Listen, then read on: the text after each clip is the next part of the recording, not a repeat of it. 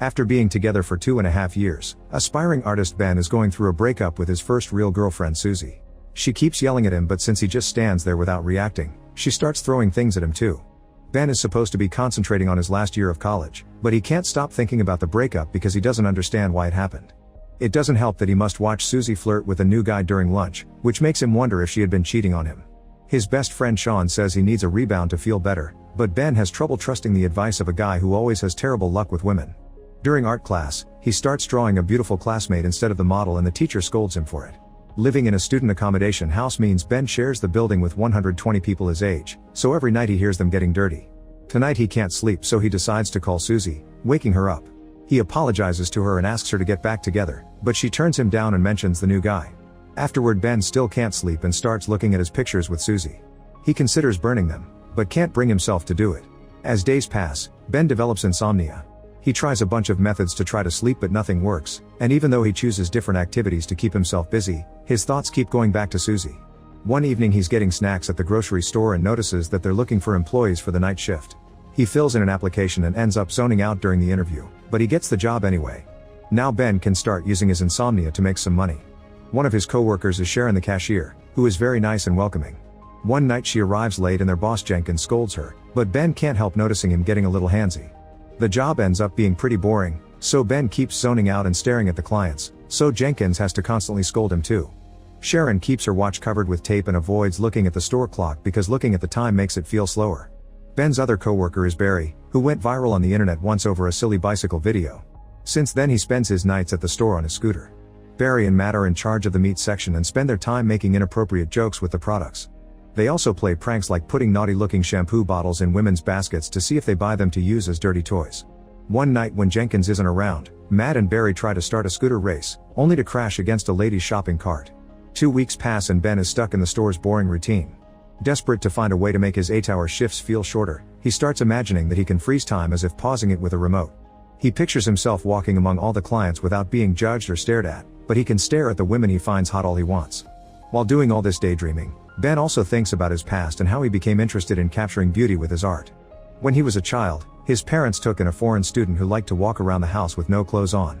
Seeing her bare form woke something up in him, and back then he wished he could stop time to stare at her forever. Now he keeps imagining how useful it would be to be able to stop time. He could undress the store clients and draw them to his heart's content, admiring their beauty without reservations or judgment. He could fill a whole sketchbook just with random women doing their shopping, and he would make sure to fix their clothes afterward. Ben would also use the chance to play pranks, like putting Jenkins under falling objects.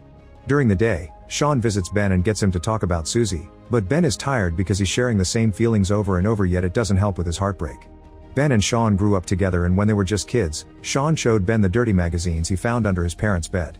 This taught Ben a more artistic way of looking at the body and how certain parts looked up close. The boys got wood in their pants from looking at the magazines, so when Sean's mother caught them red-handed, she had thought they were into each other. Sean is a big fan of one-night stands, which he calls having a Natalie. The name comes from a teenage neighbor he knew as a kid, who would take money from guys in exchange for showing them her privates. At the store, Ben is victim of Barry and Matt's dumb pranks. The new employee Brian claims he knows martial arts and cleans by using special poses. When the guys mock him for it, Brian just slaps Matt. Ben is slowly developing a crush on Sharon and even shares his food with her while wishing he could freeze the moment forever. One night Ben is devastated to hear Matt ask Sharon out, and she accepted. Matt starts making dirty noises about his plans for the date, so Ben has to walk away while remembering all the crushes he's had. His first one was a professional runner who he watched at Olympic events. He was attracted to her because she ran barefoot.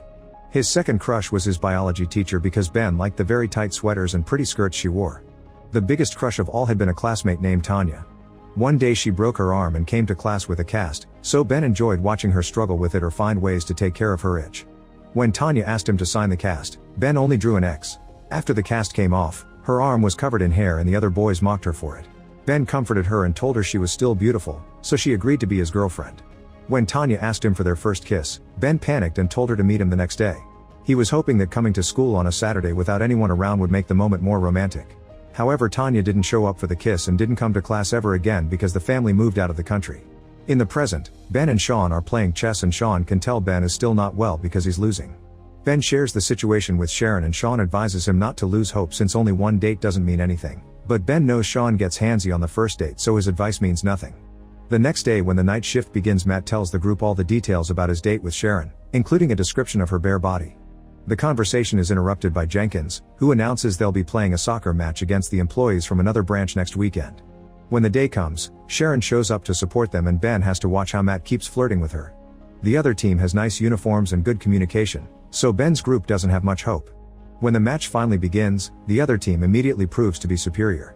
Ben's group keeps falling and bumping into each other, not to mention Jenkins keeps taking business calls in the middle of the field. Their opponents sometimes play dirty, but the referee doesn't seem to notice and Ben's team has to stop Jenkins from beating him up. Brian is a very bad goalkeeper who somehow manages to make the ball bounce right into his goal area. With 1 minute left, Ben's team is losing 26-0, so Jenkins wants them to at least make one goal before the match ends. According to plan, Ben passes the ball to Jenkins and he kicks it at the goal area, only for the ball to bounce on the metal bar. Matt immediately kicks it and accidentally hits Jenkins' face. Tired of all this clowning, Ben imagines what it would be like to freeze this moment and walk out of the match to avoid the shame. He would stare at Sharon for a second before going for a drink, but the moment would be interrupted by a weird noise. Suddenly a man would run out of the scene, and Ben realizes what a loser he is, that even in his fantasy he can't do things well. Back to the match, Jenkins' nose is heavily bleeding so he needs a doctor. Before driving his boss to the hospital, Matt asks Ben to take Sharon home. However, the duo ends up at a cafe. Ben asks Sharon about her relationship with Matt, but she says they only went to the movies as friends. She's horrified to hear the lies Matt has been saying and explains she's single because her last boyfriend moved to the USA.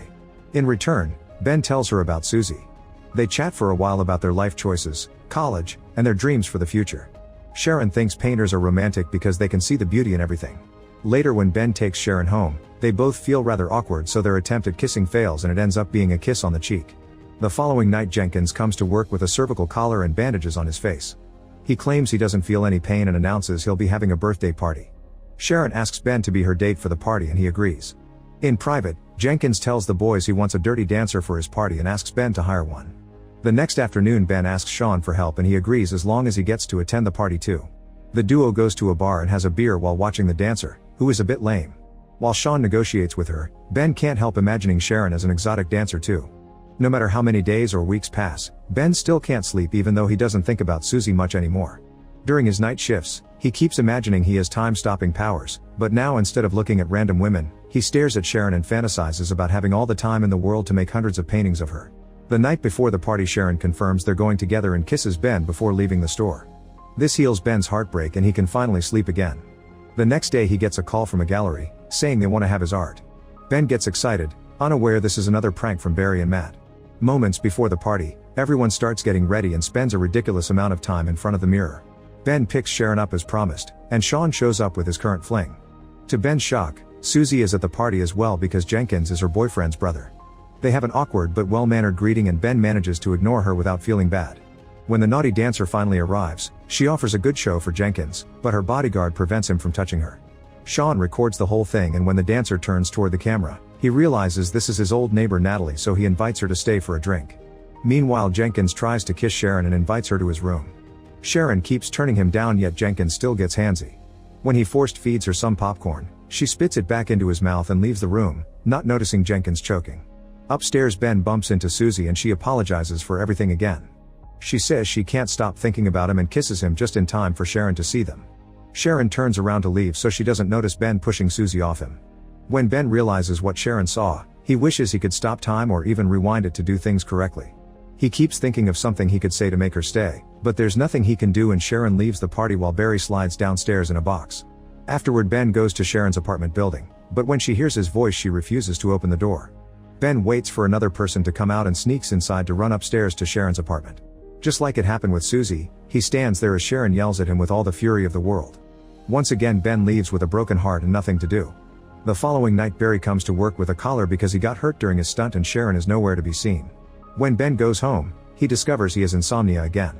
The next Wednesday, Ben goes to the gallery and discovers it all had been a prank. However, the gallery owner still looks at his work and is very impressed, so this time Ben gets a proper appointment. Sometime later, Sharon gets an invitation to Ben's very own exhibition. The night of the event, Sean gets turned down by yet another girl. Ben is happy to see lots of people admiring his work and even gets a card from a gallery owner in New York, but he only has eyes for Sharon's arrival. She's shocked to discover that most of the paintings are of her looking absolutely stunning. Sharon congratulates Ben for his success and explains she got a new job at a travel agency. Ben apologizes about the party incident and Sharon points out the paintings speak for themselves. At that moment Ben kisses Sharon and pretends to stop time, but he leaves Sharon unfrozen so they can go outside. The snow has stopped falling midway and now the couple can kiss with a beautiful sight surrounding them.